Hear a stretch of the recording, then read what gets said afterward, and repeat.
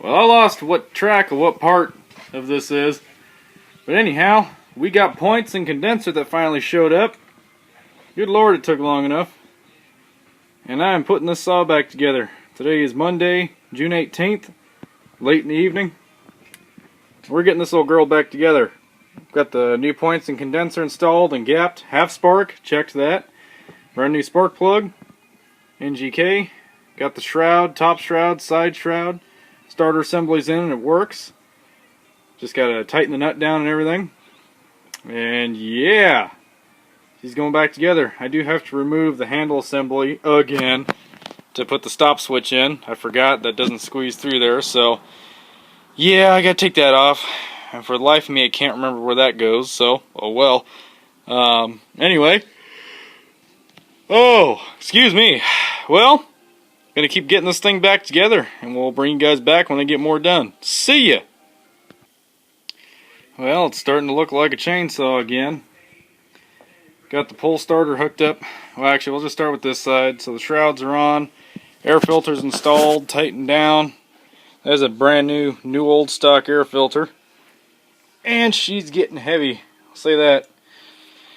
Pull starts on, and it does work, as you guys can see.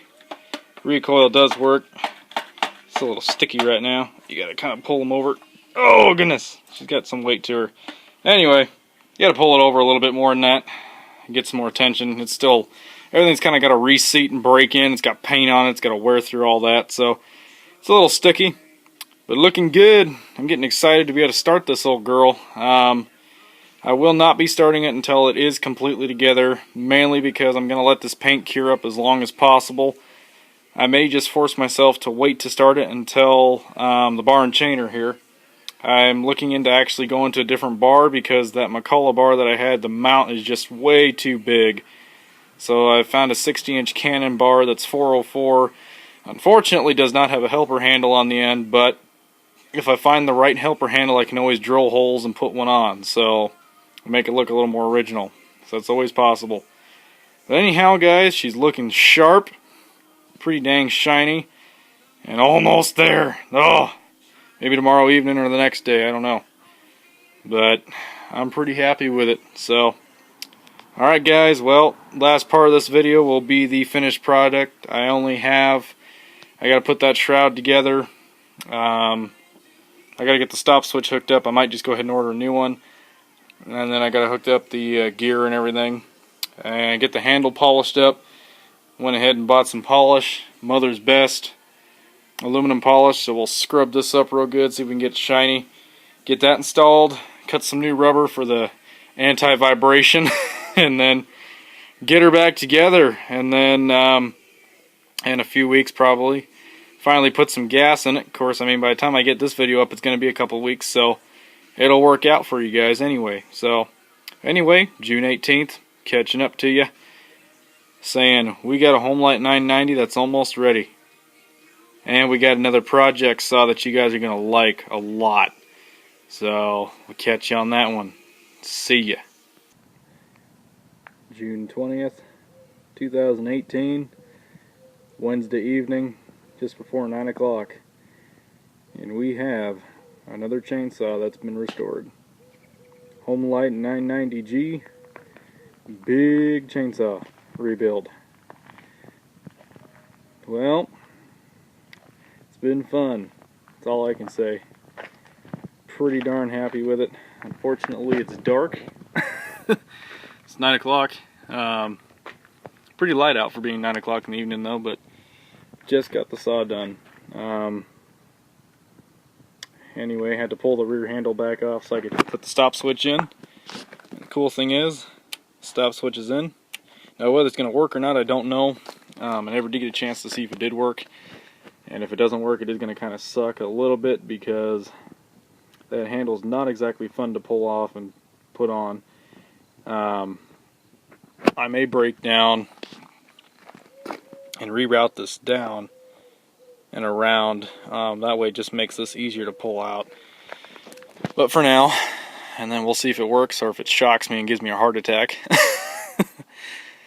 I've been shocked plenty of times by chainsaws, so I think I'm used to it. But guys, look at this. That clear coat is amazing. It shines in the dark. And it ain't getting lighter. I need to pop the starter cover off and do one more wind, because this is going to drive me nuts. I always hate this. I like it when they just sit right in there. Stay. Like that. That looks a lot better. So, got a few bugs to work out, and once I get it running, I'm going to have bugs to work out. That's how it is with any saw that's restored. Fuel leaks, and hopefully no carb leaks, because I won't be able to see those. I know it was leaking a little bit of pressure, so I'm just hoping that some fuel will help seal that up. If it does leak, then at least I can always pinch the fuel line off and run it somewhat dry. And that'll help keep, if any fuel does force feed in there, then that'll get most of it out. But she's got sparks, she's got compression, it's got a carb kit, genuine carb kit, brand new fuel lines, fuel filter, fuel tank sealed up, new tank vent, piston rings, head gasket, crank seals. You guys were there pretty much, so you saw it all. And a fresh coat of paint. It's nice and shiny, curing up. I am going to pull the handle back off eventually and polish it better. I'm not too concerned with it because this is going to be a running saw. So I ain't going to try and pick that thing up and turn it around one-handed right now. But, oh man guys, this is one saw I can truly say looks just as good in the camera as it does in the pictures. I'm pretty darn happy. It's that clear coat, I tell you. This one screen here could do with a polish out, and if I do find another one, I might just go ahead and break down and buy them, because that's gonna drive me crazy just a little, but you know what, it matches the handle. And the 56-inch McCullough bar, I think I'm gonna end up being able to, I'm just gonna go ahead and make it work. I'm not too happy with the fact that you can see the holes and then you can see everything right there.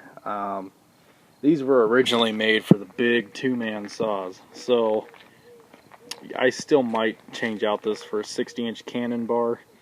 I'm looking at a 404 cannon bar, but I really want the helper handle on the end.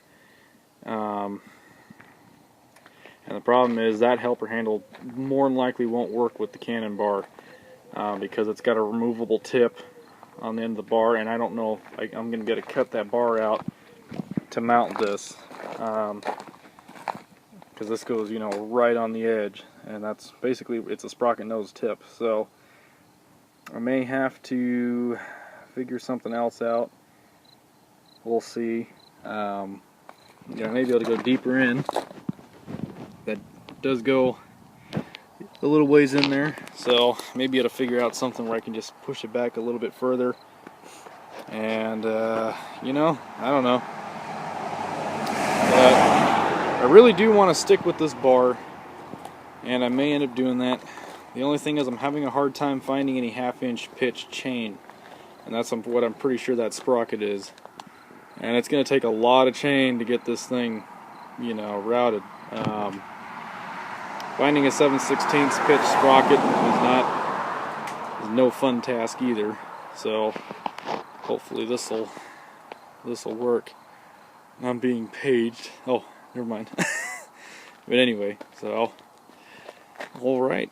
Well, we'll get back to you guys when I get a chain on it.